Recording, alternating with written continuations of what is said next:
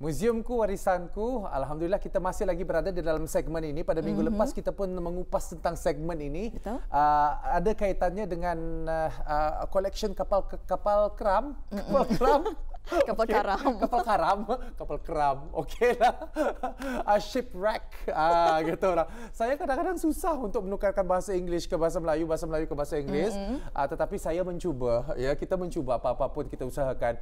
Jika bis kita ada saranan ataupun soalan yang ingin bis kita berikan, pertanyakan, Auda boleh memberikan komen di lampaipagi.rtb di Instagram dan juga di laman Facebook iaitu RTB News, dan di sana kami akan bacakanlah dan kami ajukan soalan bis kita ataupun pandangan bis kita kepada tetamu undangan kita ini tentang arkeologi ni kali ini. Tentang arkeologi bersama siapa tetamu kita Alhamdulillah hari ini?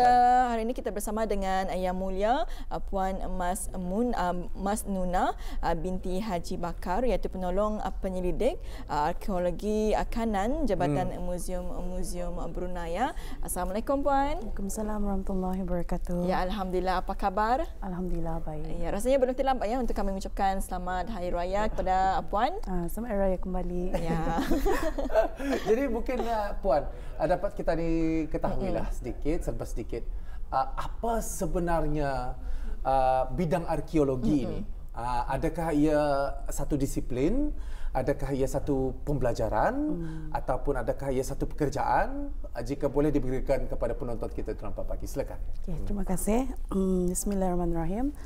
Bidang arkeologi ini merupakan satu disiplin yang mengkaji tentang zaman manusia silam berdasarkan penemuan-penemuan artifak, peninggalan sejarah lah tu, struktur-struktur bangunan dan juga peristiwa masa lalu dengan cara penggalian-penggalian yang dijalankan dan juga analisa ke atas bahan itu sendiri, bahan artifak yang ditemui itu, termasuk tu juga bahan tinggalan fizikal yang lain.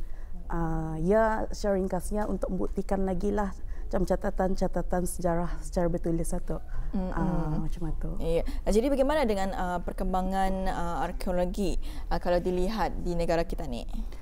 Alhamdulillah, sebenarnya arkeologi di Brunei Darussalam ini bermula seawal tahun 1950-an yang mana pada tahun 1952-53 penggalian pertama telah dijalankan di Kota Batu yang diketuai oleh mendiang Tom Harrison yang merupakan kurator Museum Sarawak ketika itu, yang mana sebanyak 417 petak telah digali dan ditemui berbagai sebanyak beribu-ribu ratus tinggalan sejarah yang terdiri daripada tembikar, pecahan tembikar, daripada manik, struktur kayu, termasuk juga ada duit-duit siling juga.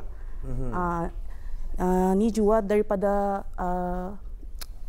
tarikh tersebut juga arkeologi di Brunei ini bergiat aktif secara formal, dan dengan penggalian ini juga ia mendorong kerajaan Brunei ketika itu untuk menubuhkan Jabatan Museum Brunei pada tahun 1965 dan juga termasuk pembinaan bangunan Museum Brunei yang kekal di Kota Batu pada tahun 1970 yang mana telah diresmikan pada tahun pada tarikh 29 Februari 1972 oleh Baginda Queen Elizabeth yang kedua. Ini macam yang bisa kita saksikan di layar kaca ni adalah merupakan Taman Arkeologi Kota Batu. Pernah ni saya ke sini ni? Pernah. Pernah. Sekolah dulu. Lama. Lawatan lapangan. Patut datang kemari lagi yang masa ni. Ya, patut datang ke sana lagi lah. Jadi dalam seperti yang dilihatkan yang dalam insert ini kan, dan ada petak-petak tempat-tempat yang digali. Biasanya yang ditemui apa ni sebenarnya, dan adakah pertemuan yang baru? Setakat ini yang ditemui adalah dari pecahan-pecahan tembikar. Kebanyakan sebenarnya penemuan arkeologi di Brunei ini adalah dari bahan tembikar sendiri. Memandangkan kita ni macam yang bisa kita lihat tadi, Kota Batu merupakan pusat pemerintahan ibu kota Brunei tua. Ia juga berperanan sebagai pusat pemerintahan, perdagangan dan permukiman. Jadi selain daripada tembikar jua, ada jua duit-duit siling yang ditemui, manik-manik macam yang bisa kita lihat itu sebenarnya batu bersusun di kompleks permakaman Kota Batu 1. Ni yang tadi saya sebutkan petak penggalian yang berukuran 2 kali 2 meter tu. Memang batuan ni memang wujud dulu lah sudah. Memang wujud dulu, jadi kami sebagai arkeologi untuk lagi lah menimbulkan bukti-bukti sejarah itu melalui penggalian itu. Dipercayai yang apa tu dentetan batu yang ada di sana tu apa sebenarnya ni? Adakah ia bangunan lama ataupun apa? Kalau mengikut penemuan yang ditemui ada terdapat 5 makam di sana yang berkubur yang terdiri daripada bukan rakyat biasalah memandangkan tanah kubur ia punya tambak kuburan itu pun ada berhias, ada persamaan juga dengan makam-makam diraja yang lain sama kalau kita ni lihat tetapi usianya lebih lama daripada makam Sultan Bolkiah ataupun macam mana? Kalau kan diikutkan berkemungkinan juga sama pasal ada ditemui juga batu nisan yang bertulis nama ataupun yang mempunyai ukiran sama dengan makam batu nisan makam Sultan Bolkiah. Bis kita boleh menyaksikanlah di pusat informasi Taman Arkeologi Kota Batu di dalamnya ada mempamerkan artifak-artifak yang ditemui di Taman Arkeologi Kota Batu. Seperti yang kita lihatlah di layar kaca ni. Ya. Dan tadi saya tertarik mengenai dengan petak galian yang tadi Puan nyatakan tadi. Jadi mungkin boleh dikongsikan mungkin ada penonton kita yang kurang memahami apa dia sebetulnya kerja-kerja penggalian ini. Terima kasih. Sebenarnya kerja-kerja penggalian ini merupakan salah satu kaedah penting bagi mendapatkan bukti tinggalan-tinggalan sejarah dalam keadaan in situ. Maksudnya dalam keadaan asal. Jadinya setiap penggalian dilakukan melibatkan ada kerosakan tapak juga.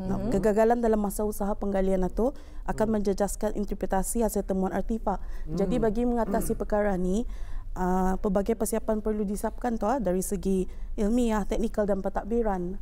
Jadinya sebenarnya penggalian ini salah satu teknik yang baik untuk mendapatkan bukti sejarah dalam masa yang sama.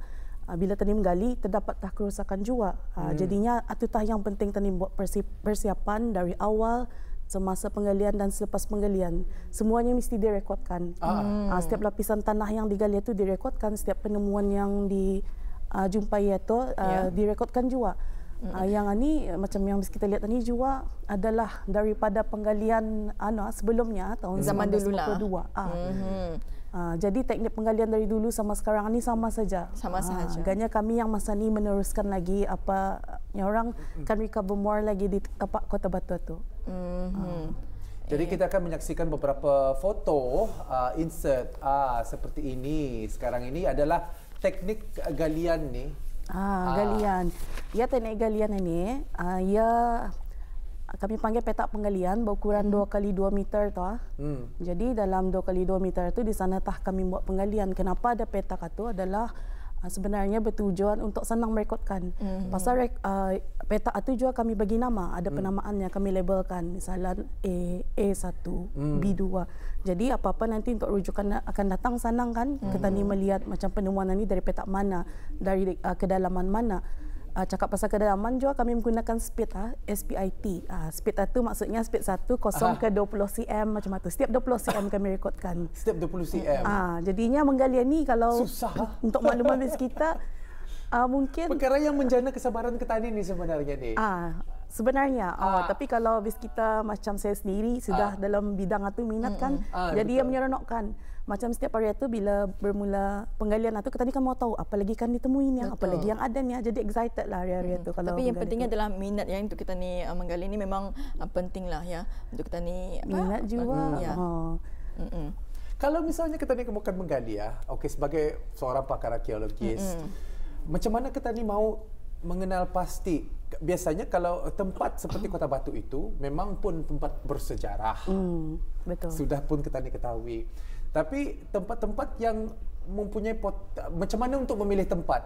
Mesti yang harusnya mempunyai potensial kan? Betul sekali. Harusnya mesti ada potensi. Selain daripada Kota Batu, mungkin ada hasrat untuk mungkin menggali di tempat-tempat yang lain dan apa sebab-sebabnya tempat itu dipilih? Baiklah, pada masa Sorry ni... di luar daripada Tidak apa, kita ni berkongsi tadi. ya. Okay. Untuk masa ni memang kami fokuskan di tapak Kota Batu itu sendiri. Memandangkan tapak Kota Batu itu pun orang ada nilai sejarahnya macam yang Fakrul beritahu tadi. Sama ia berukuran 120 ekar, jadi besar. Memang sampai ni memang belum habis keseluruhan tapak itu untuk digali. Apa yang ada masa ni yang ditimbulkan sudah macam tadi dapat disaksikan tu ada kompleks permakaman KB1, ada makam Sultan Bolkiah, ada tapak kuburan lama dan Pulau Terindah, termasuk Pulau Terindah aja tu ada di sana. Jadi untuk masa ni memang Kota Batu, tapi insya-Allah kami menilai sendiri daripada tapak-tapak yang lain. Setakat ini kami ada 4 tapak arkeologi di Brunei Darussalam, tapak bersejarah, iaitu tapak Sungai Limau Manis, tapak Arang Batu, dan juga tapak industri Getah Labu Estate di daerah Tempurung. Jadi buat masa ini memang kami fokuskan ke atas 4 tapak ni lah macam tu. Tapi insya-Allah akan datang kalau ada penemuan di sana, di mana ada penemuan di sana kami akan menjalankan kerja-kerja penggalian untuk penyelidikan lebih lanjut. Ya. Dan Puan rasanya kita ni akan kongsikan lagi beberapa gambar dan Puan boleh beri ulasan mengenai dengan gambar-gambar ini. Okay, jadi seperti yang disaksikan ini di sana tadi ada saya menyebutkan persiapan awal. Jadi salah satu persiapannya adalah kelengkapan yang diperlukan untuk mengerjakan kerja-kerja penggalian, iaitu seperti ada skop di sana, ada barus. Yang penting sebenarnya trowel. Trowel tu apa? Kita tahu trowel apa tu? Yang macam disaksikan dalam gambar tu. Yang macam cat tu kah? Bukan, yang macam sebelah barus. Sebelah barus satu. Kalau orang kita ni orang gunakan untuk menyimen bata. Menyimen, okey. So kami panggil trowel. Jadi itu tah yang orang senjata utama bahagian arkeologi tu untuk menjalankan kerja-kerja penggalian. Tapi kadang-kadang barus ni macam-macam saiz juga. Betul sekali. Macam-macam saiz. Tu memang macam-macam saiz. Yang barus tadi gunakan untuk, sebenarnya barus satu digunakan untuk pelang tu menimbulkan bahan-bahan tinggalan sejarah macam struktur-struktur batu. Tadi barus lagi supaya untuk direkodkan apa nampak kan. Soalan yang seterusnya, mungkin soalan ini agak bukan biasanya bis kita Puan adalah seorang pakar arkeologis, dan juga ada kaitannya dengan sejarah ni. Sejarah ni datangnya daripada kadang-kadang daripada sejarah lisan, sejarah daripada tulisan dan sebagainya. Ada kadang-kadang bertentangankah dengan penemuan ini dengan apa yang telah pun dibukukan? Ada pertentangan cerita ataupun mungkin ada keselerasian cerita? Sebenarnya untuk yang di negara Brunei Darussalam ni, kami dari bahagian arkeologi dan monumen kan di bawah Jabatan Museum sama Pusat Sejarah Brunei sentiasa bekerjasama jualah sebenarnya. Macam kami pun merujuk kepada buku-buku juga daripada catatan sejarah yang bertulis dari sumber-sumber buku itu kan, buku sejarah dari Pusat Sejarah pun sama juga merujuk kepada apa penemuan yang terkini atau yang didapati. Sebagai contoh saja pasal Kota Batu ni juga macam dalam sejarahnya pada tahun 1521 ada mencatatkan Antonio Pagafetta bersama Ferdinand Magellan ia datang ke Brunei yang bagi tahu di dalam catatannya tuhnya Brunei masa itu terdiri daripada 25,000 keluarganya. Yang rumah dorangnya berada di atas airnya. Untuk rakyat biasanya, manakalanya untuk pembesar-besar negaranya di kawasan daratnya. Jadi dapat dibuktikan dengan penemuan tiang-tiang kayu yang ada ketika di kawasan sekitar Kota Batu itu. Jadi apa yang dari penemuan itu dapat lagi menyokong daripada catatan sejarah itu benar tah ni lurus tah ni. Ada kesan-kesan tinggalan sejarah yang ada dari catatan sejarah itu. Jadi berkait rapat sebenarnya. Kita ni pun tahu tentang hal-hal ini biasanya daripada dokumentari ataupun dari buku sejarah dulu. Daripada buku sejarah dan sebagainya. Tetapi tentang arkeologi ni ia ada berkait rapat dengan penemuan sains dan juga cara-cara metod yang digunakan itu adalah pendekatan menggunakan metod-metod saintifik seperti carbon dating dan sebagainya. Dapat diceritakan sedikit kata. Betul. Misalnya saya kejumpahan tengah-tengah ni bulat tiba-tiba di tengah-tengah apa tu namanya tempat galian tersebut. Apa setelah tu macam mana prosesnya? Sebelum bulan ni, lepas itu dibawa ke mana, apa yang dilakukan, apa prosesnya? Apabila kita ambil contoh daripada kerja penggalian, apabila kami menjumpai tinggalan-tinggalan sejarah, contohnya daripada pecahan tembikar ataupun tembikar itu sendiri. Apa yang pertama kali kami buat memang kami rekodkan tuh, kami gambar. Dicuci kali dulu, Indah? Belum. Biar dia dalam keadaan asal itu dulu. Berapa hari itu bertahan? Indah pulang, maksudnya sebelum dikeluarkan kami gambar dulu. Digambar dulu. Oh, kalau ditahan. Macam-macam tu, berapa macam-macam sudut dari macam-macam sudut disukat juga. Dan kami brush lagi untuk menimbulkan macam tembikar itu. Kami rekodkan dengan tarikhnya, dalam kedalamannya speed berapa, dijumpai itu. Dan lapisan tanah pun kami ambil kira juga macam mana usul lapisan tanahnya macam tu. And then setelah tu dibuat dalam plastik, dilabelkan plastik atau yang simple proses memang kami bawa balik kami ke kami punya pejabat. Kami ada lab je di sana untuk kerja-kerja pembersihan. Macam kami cuci dengan air biasa saja kalau tembikar. If we don't have the technology macam mana? Ada tanisen keluar negeri atau macam mana? Pernah dulu yang ditemui kayu yang dijumpai di Pulau Terindak. Pernah dihantar ke Thailand juga untuk carbon dating. Carbon dating dah ada pelang ada sebenarnya di Brunei ni. Jadi berapa lama mengambil masa tu? Itu kalau ikutkan mengambil masa yang berbulan juga. Berbulan. Dan hasilnya pun alhamdulillah dapat diketahui yang usia kayu itu lebih daripada 700 tahun. Wow, 700 tahun. Sebenarnya interesting ni, tapi bisa lagi kita berkunjung ke Taman Arkeologi Kota Batu tu. Melek sendiri. Jadi mungkin mesti dikupas ni satu-satu lagi. Benar tu. Sekali seterusnya, proses seterusnya daripada pembersihan itu macam biasa saja kami label penemuan artifak tu, macam tembikar tu dia label. Dan kami boleh start timbang, kami boleh rekodkan sorting, kami panggil penjenisan. Tembikar ni ada bermacam-macam. Ada tembikar biru putih, ada siladon, ada tembikar tanah, ada juga nyorang earthenware, tembikar tanah. Tapi yang sering dijumpai kebanyakan kalau yang daripada Kota Batu memang bertarikh abad ke-15 hingga ke-18 Masihi yang punya tembikar daripada China, Thailand dan juga Vietnam. Kebanyakannya memang biru dan putih, termasuk siladon juga macam itu. Jadi penjenisan itu bertujuan untuk memudahkan penyelidikan akan datang.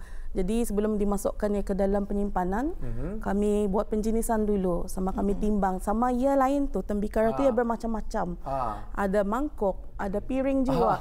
Kadang kalau ia macam teko, kami panggil ewer apa, ia ada tu macam ni apa. Kadang-kadang ia memang ia indah. Ada yang kalau beruntung memang ditemui full komplit. Kalau indah ia pecahan. Jadi kita ni tadi kena pasti mencari itu yang pecahan-pecahan yang lain atau. Indah pelang terpaksa dicari. Ganya untuk merekodkan tadi mesti memastikan yang ni bibirnya macam teko tu kan, ada telinganya, ada buntutnya. Tu lain lagi tu macam tu. Pernahkah Ketani di Brunei misalnya arkeologi Brunei menemui satu penemuan yang macam apa ni? They're not sure. Ketani dah tahu. Maksudnya yang barulah. Yang baru. Alhamdulillah setakat ini kami ada macam kalau mangkuk macam mangkuk usulnya kan, piring macam piring usulnya. Tetapi pernah kamu menemui sesuatu yang habis kita belum pasti apa sebenarnya?